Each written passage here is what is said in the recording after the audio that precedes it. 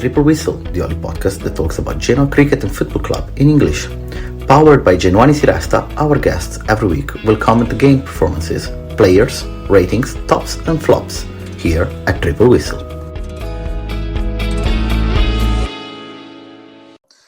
Welcome back to Triple Whistle, the podcast that talks about Genoa Cricket and Football Club in English, powered by Genoani Siresta.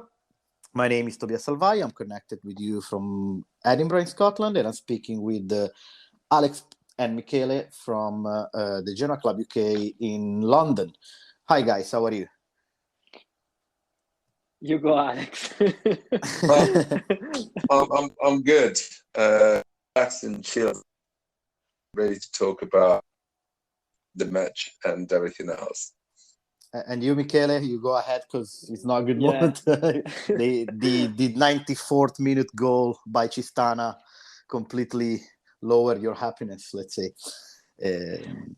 I was having a very good day. I went to pumping, peaking with my son. We are happy watching the match together.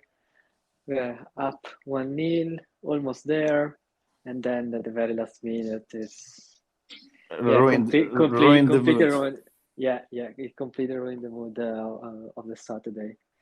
Yeah. Oh yes, indeed. Yes, because Saturday afternoon, Genoa played in the Stadio Luigi Ferraris at home against Brescia, and the match finished for 1-1, on a draw. A very disappointing draw, I'd say, but we can talk a bit about it then throughout the episode. I'll have to say, that left me really bad as well. Not much for the goal we conceded, but mostly for the second half we played, because Genoa played a fantastic first half. I think one of the best of the season. We scored a very nice goal with Diagello, served by Aramu. And then I don't know what happened the second half, guys. Like, Genoa disappeared from the pitch. Alex, what do you think? To be honest, I don't know. As you said, the first half was the same. Genoa is on, and we match, and I thought it would be an easy game. Usual issue, missing me, and then second half, I don't really know what happened aside from playing, with man. I mean, first time the opponent more strikes on target than with not on target but off target than we did. Same number of strikes, more off target. So I still possess way higher than Brescia, fair enough.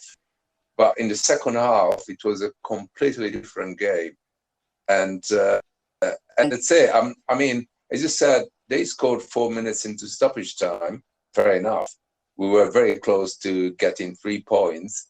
But having said that, in the second half, it happened in the 4th minute in time. Could have happened earlier because of the second half. But you asked me what happened. I have no idea what happened to them in the second half. They were quite different. I think personally, then I want to hear Michele on this as well. But personally, I think two things mostly happened in the second half. Thing number one, it seems like Genoa felt too confident and too strong, and instead of being motivated and focused on closing the game and score the second goal, they were just sitting and waiting, managing the ball, not really aiming to score another goal. So they acted to be with some kind of presumptions, with some kind of a team a bit too full of itself. That's the main reason. And then the second reason, let's not forget that Badelli was sent out around the 75th minute for a second yellow card. So we had to play in 10. And Brescia, up until there, did absolutely nothing. Like, okay, yes, they grew a little bit on possession, but they weren't dangerous at all. I think that red card gave them the mental strength to try and score, galvanize them, and I mean, the goal that came was really random and casual. I don't know. What do you think, Michele? Well, on the fact that the team in second half, Genoa in the second half was like you said, relaxed. I agree. It is not good for the future. I mean, it's not then a team with the winning mentality, a group with winning mentality. No matter what, they go down, they go on the pitch, and they put all their energies to score another 2 more or 3 more goals. Again, the first half, it was played very well, but again missing to score at least 2 or 3 goals at the Oh yes. when there was a chance. And second half, when after Badelli was sent out, Brescia grew up. We can talk about wasn't it better to take out Badelli after the first yellow, where you could see already him struggling a bit in terms of rhythm and athleticism. Maybe yes. So I think that was a little mistake from the mister on to that. not take him off the pitch. Yeah, we can get to that sure soon and talk a bit about the game management. But firstly, for the chronicles of the game, let's not forget. Well, a part of the 3,000 clear chances that we produce every game and that we miserably fail. That's something that we do every single game. Yeah, that's not good. After the goal of Brescia at the 94th minute, okay, Yeah. on a corner kick, a really mess up between three players of our defense. We shortly after, we had a clear chance, probably the clearest chance of the whole game, when the ball went forward the very last minute and Puskas with an empty goal shoot, I don't know, a pass, not even a shot, a pass, Yeah. and didn't score, right? That sums up a bit the performance that Genoa did, right? Not cynic enough. I know we've been repeating this since ever, but I think the key word for this game is lack of killer instinct, as Blessin said. Speaking of Blessin, as you, Michele, said already, you think maybe he could have done something different in the change in the lineup. Alex, what do you think? I don't know. Possibly the only thing I can think of is the yellow card, so he could have had a sub at that. But aside from that, I think we faced a team that had more courage than other teams. They did come forward more often than others. I know, possession was way more for Genoa, but they did take a chance. They weren't too shy, and Blessin, I think, I mean, with the subs possibly, but generally speaking, I mean, I've got a general idea, and I want to talk about it in a bit. But itself, I don't think, aside from that issue with the red card, we've done much more. Yeah, no, I have to say. So let's try to look at the history and the facts now of the game. So Michele said something completely right. Badelli was struggling a lot. He was a bit suffering the rhythm of the game, and probably should have been substituted 100%. Not just for the yellow card. Forget the yellow and the red card. Just because he wasn't playing well. However, Strootman was out. He wasn't off the game. Galdames is still injured. So the only possible change that he had on the bench was actually Touré, which, okay, he's been playing decently lately, but he's not that kind of player. You know, he doesn't build game, and he doesn't manage the possession as Badelli does. So yes, I agree, Michele. It should have been changed. However, there were not enough substitutes to do that. I don't think we draw because of Blessin. I think we've been again unlucky, if you want, but at the same time, the 11 that were on the pitch weren't focused enough in the last minutes of the game. And also, I want to add on this: the referee, in my opinion, was really bad, really bad. He didn't mess up the game massively, but the first yellow card that he gave to Badelli was a yellow card. The second one, I don't know. Like, do you really want to give a yellow card to a player that committed 2 fouls throughout the whole game, when Brescia was literally playing dirty for most of the game, and they never got sanctioned? You know, so I think the referee as well played a part. What do you think, Michele? Well, partially, yes, we can discuss about it, but it's not the first time we see a yellow card, but not only in general games, also in other games that referee give this kind of yellow card. I just want to clarify. I don't think it was Blessing fault that we didn't win, but I don't like the word you say, unlucky. And we already discussed it on WhatsApp a couple of weeks ago. It's not a matter of being unlucky. It's a matter of players. They have to be more aggressive in front of the goal and kick the ball in the goal. No. When I said unlucky, I was mostly referring to the goal we conceded. Yeah. In a way, like we've been also there were few mistakes from yes, absolutely, 2 or 3 players. Absolutely, it's just basically this ball coming on a corner kick from the right hand side.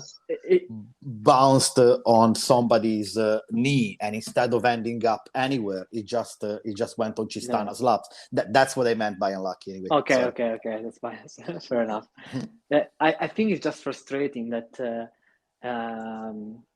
despite having a good position, a decent amount of points, but still not being able to win 2-3-0 at home is frustrating, and doesn't give that additional enthusiasm to the crowd to convince more people to go on to away games or to go to the stadium in Genoa. It just that little part is missing. A win at home, 2-3-0, and the enthusiasm will just explode. Yeah, absolutely. Alex, of course. About the goal we considered. I mean, lack of concentration as well. Last minute into stoppage time, they didn't. They struggled close to the box, and the ball went back, and all the confusion when they scored. I mean, the marking was poor as well. I mean, overall, for the first thing,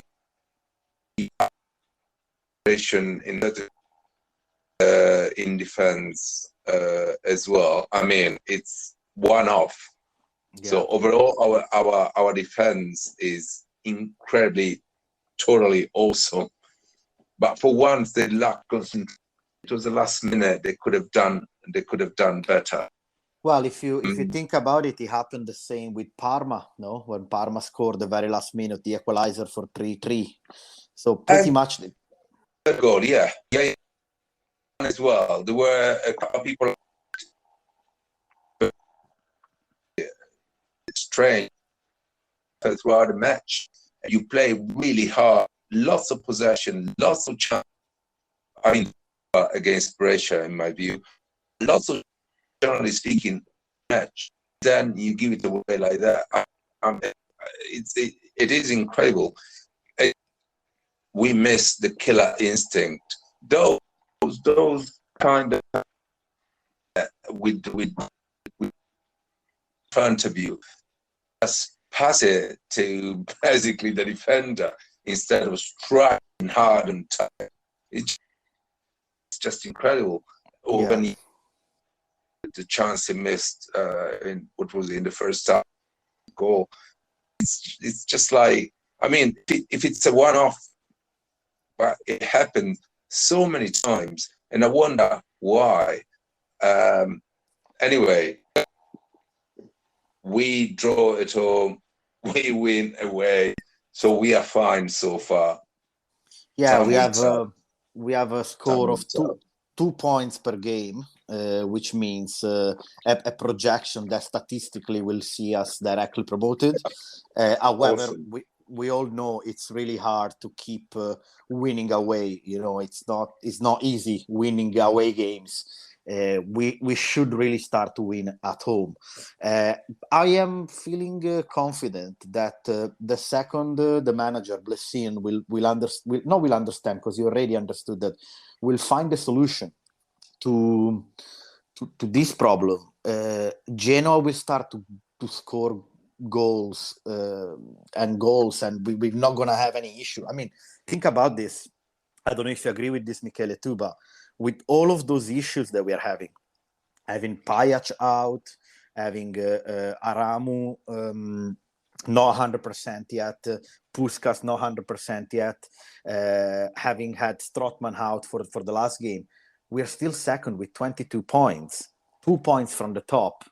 I mean, this is remarkable. That tells you how strong Genoa is, considering also all of the issues that we are having. Yeah, no, they, of course, that is also part of the art. Absolutely, it's true.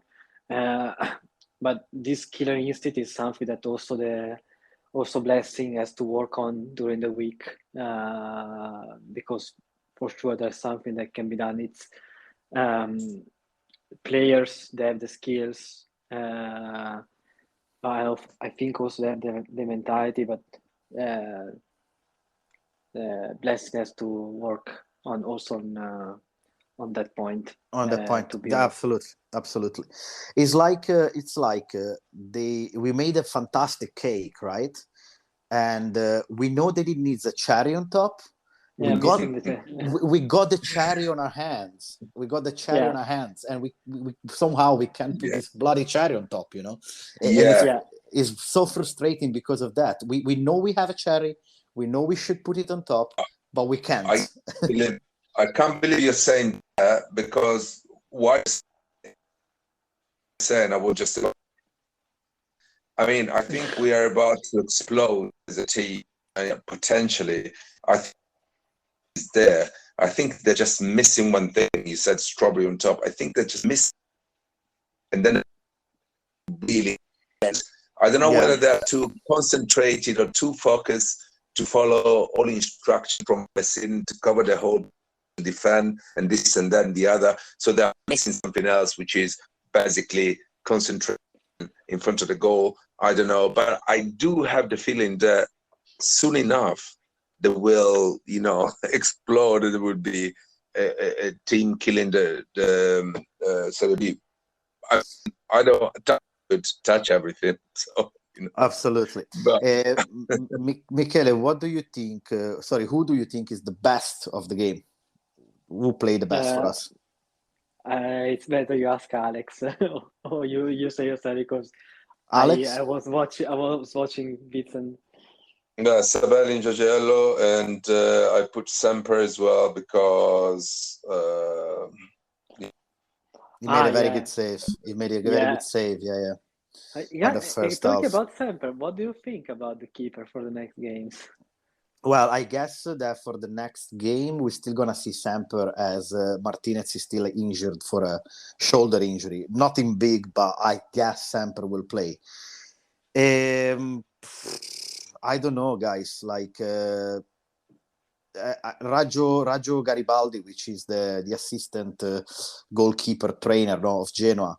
I don't remember to whom, but when somebody asked him why Martinez is playing and not Semper, the answer was, you got no idea how strong Martinez is on training ground. We haven't seen him yet, probably during the game, even though I have to say he didn't play badly lately. Okay. No. I think this is totally down to the goalkeeping team and the manager to choose who's gonna play. And I mean, yes, Samper is a good goalkeeper. I think it's very good, personally, that we have two strong goalkeepers. You know? Can I just say one thing? Yeah. I mean, I understand we do point out, some issues every now and again, and obviously there may be a mistake every now and again, the coach and this and that. But we do need to remember that there are so many people that support Blessing, so many people that follow the team, so many people that follow each single player. So they, as a team following the squad, they should know best. We can point out now and again. No, absolutely. It's a teamwork. People, supporting the team have no clue, so they might. Of course. To go on the pitch, we cannot always say they should make this play, and this other and this again. They must know the best player. Yeah, no, I agree. Even though you said that, who's the worst of the game? I'd say, in my opinion, the worst of the game was Badeli, because I mean, he didn't play it badly when it comes to ball possession. I want to give him the worst because from an experienced player like him, you shouldn't see a challenge that bad in the midfield. Okay, the referee was a bit too harsh on him, but you should know better. You should know that a challenge like that might be sanctioned with a yellow card by a referee that, let's not forget, yes, he is from Como, but he lived and he married a woman from Brescia. So the referee was clearly, sided with Brescia. Not that he did anything badly, to be honest, but I really think he used two different measures. Mostly in the first half, Brescia really, really made a lot of hard tackles. They deserved the yellow cards, and he hasn't shown a card to anyone. Badeli then did two challenges in the whole game, and both challenges got sanctioned. Anyway, I don't want to talk too much about the referee because it seems like I'm gonna look for an excuse, But I really hate the way the referees in our championship so far are directing games. They are really not on it. I think generally the level is very poor. Yeah. Not that are for one side or the other. It's just level generally is very poor. I agree. Alex? Guys, this is one of the things I love about Genoa this year. As a team of Serie B, they're not looking at anybody. That was my fear before the season. If anything, they're not showing off. They are not killers. They should be more of killer, have more killer instinct. They are pretty much into Serie B mentality. We should know that Serie B is hard and refs are bad, way worse than Serie A. So we should, take that into account and be well. And so good though. So far, so good. I'd say so. I think as we were saying, the second we manage to put the cherry on the cake, is gonna be amazing, guys. I wanna talk with you about something that is not pitch related, but is it's a discussion that started in the stands of Gradinata Nord. As we all know, the Gradinata Nord support has been outstanding from the end of the last season up until now, and everywhere we are going, we're receiving compliments for the way we support our team. However, there is this new trend that is typical from this modern way of supporting, not only to Genoa, but to most teams in Italy, which is the trend of waving flags throughout the 90 minutes of the game, which is amazing to watch. However, few people complained about the fact that they cannot see the game because of the flags. And so because of it, they noticed that the Gradinata is not really reacting to the different phases and different situations of the game. Some is suggesting that they want the Gradinata to go back to, really a wall of voices that encourage or scare or, put anger against other players. Some others are saying that time changed and that this is the new way. Michele, what do you think about all this? It's difficult to take a position, and because on one side the show that of the flags and that Gradinata is giving recently is amazing. On the other side, there should be more connection with what is happening on the pitch in order to react and to give encouragement, or I don't know, to be more with the team. Maybe the two things can live together. I don't know why this is not happening. I mean, there's few people, directing Gradinata Nord songs, etc. So why not be more related to what is happening on the pitch, still keeping the flags up? And if people want to see the game, I think they can go in other sector. Indeed. Alex? The display of flags has always been incredible at the beginning of the match, and everybody around Italy, and when they come to Genoa, know that it's just an incredible display. The match it could be done on specific situations as opposed to 90 minutes non-stop. I mean, I'm not particularly against it because I've always loved to cheer, to chant, because the most important thing to me, aside from is really chanting and singing for the team, and it's always been that way. We should perhaps find a happy medium, as I said, instead of having these flags the whole match, maybe on certain situations, and let's say maybe when there's not much action on the pitch, and aside from there, I think we need to find a happy medium. We didn't used to be like that. There used to be lots of singing in the 80s and 90s, and let's say now it's changed.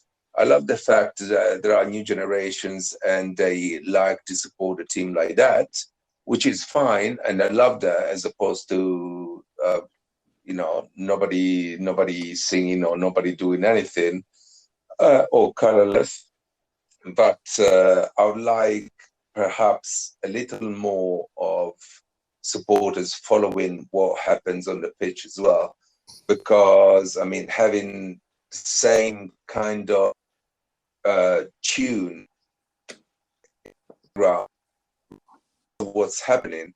I'm the first to lose people to cheer even stronger, but you need to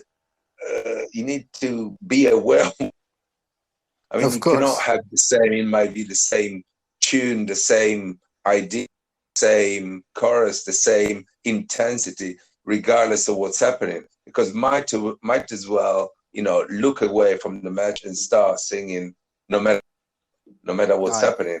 there needs to be at least a bit of reaction. Mostly at home, where you have to somewhat, back in the days, Gradinata Nord was able to turn games, to change a referee way of conducting a game, big time. And I mean, this is what made the famous Fossa dei Grifoni famous, no? I agree with you, Alex, and with you as well, Michele. I think a compromise should be found. However, I think we are the best to support in Italy. Probably very few other firms can say good about themselves as we do. However, I think that the Genoa fans, instead of supporting, they should participate to the game, things that we don't do anymore. We have to play the game with our team instead of supporting the team that play the game. Not because we are not doing it, but I know we can do it better. That's my opinion. If you want to add something to this, guys, just go. I want to add the fact that the players, I mean, they're humans and they react to what supporters do. I mean, I think a change in attitude during the match, depending upon what's happening, will trigger something in players. Do I say that because I wonder what it may be like that? No, I say that because I've always seen that. In the 80s it was like that. In the 90s it was like that. I heard. My gosh, I was shaking. I mean, because of this and that, we started playing like, we had hell inside of us because of what was going on. Or the ref was, shitting, excuse my French, himself because of the crowd, So we do, we do want to find a happy medium, and perhaps follow the match, how it is going, a little closer. Indeed. So as to trigger some reaction from the players as well, when not as concentration, so you give them that oomph and they go for it, for la gradinata. Yeah, no, I can totally agree with that. Looking at the last phase of our episode, we got now a very important game coming on Monday evening. Genoa is set to play away in Reggio Calabria. The Saturday before, we got a very interesting calendar, because I'm scrolling now, and we got Ternana, which is immediately below us in third position, actually playing at home against Spal. We got Frosinone, which is first on the table with 2 points on top of us, playing against Perugia. And then you got Palermo-Parma and Südtirol Cagliari. I say those two teams because in everyone's opinion, at least, are the other two strongest team in the league, even though they haven't shown it yet. So we have a really important game on Monday, I think, because Frosinone Perugia, Frosinone is proving to be very strong, or at least stronger than Perugia. Same thing for Ternana against Spal. We know that in Serie B anything could happen. I'm not gonna ask you a result, but Michele, what can we expect from the next game? Well, I don't expect nothing happening for Frosinone.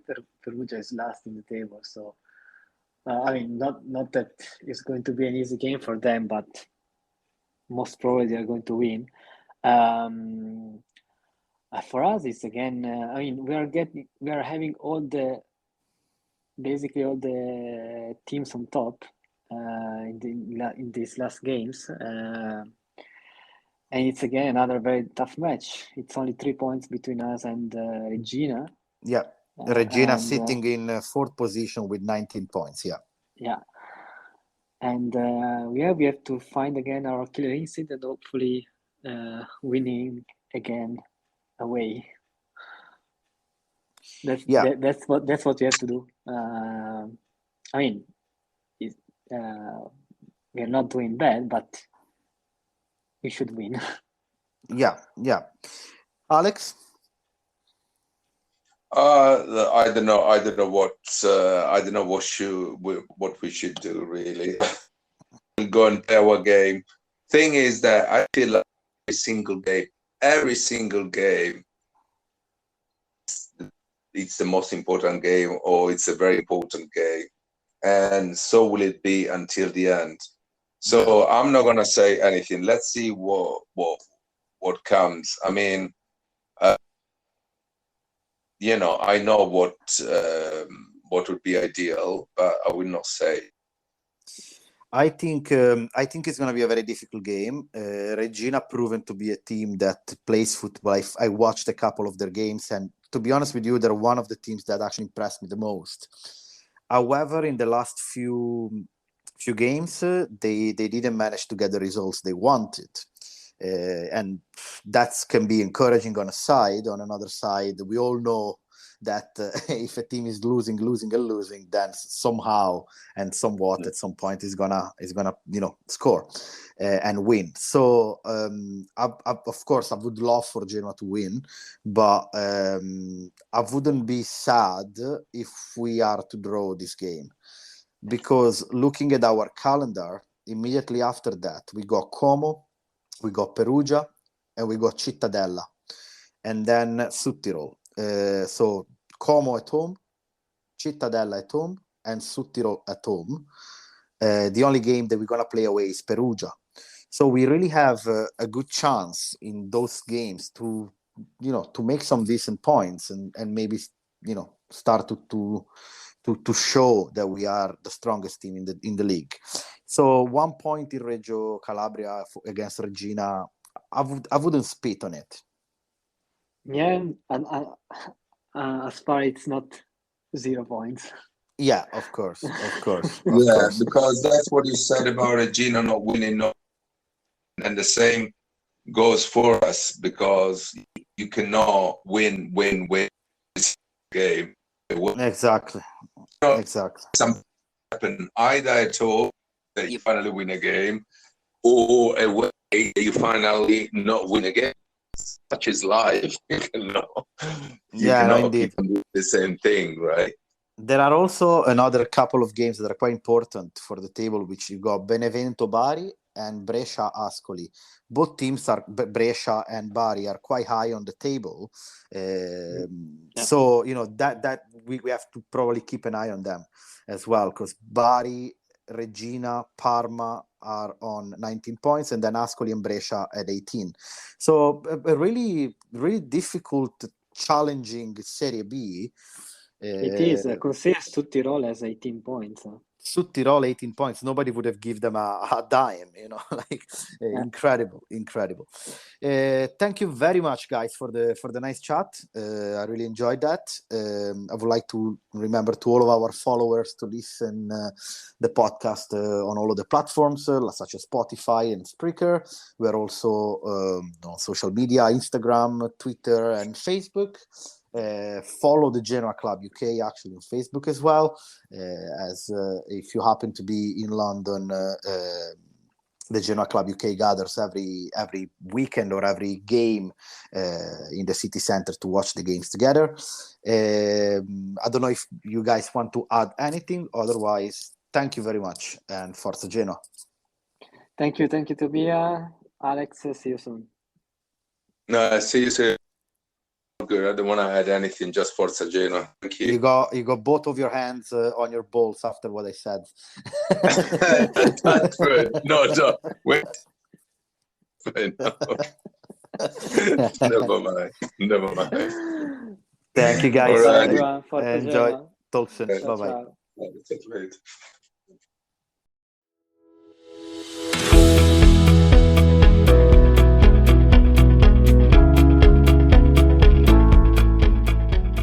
You've listened to Triple Whistle, the after-game podcast of Genoa Si Resta. See you next week.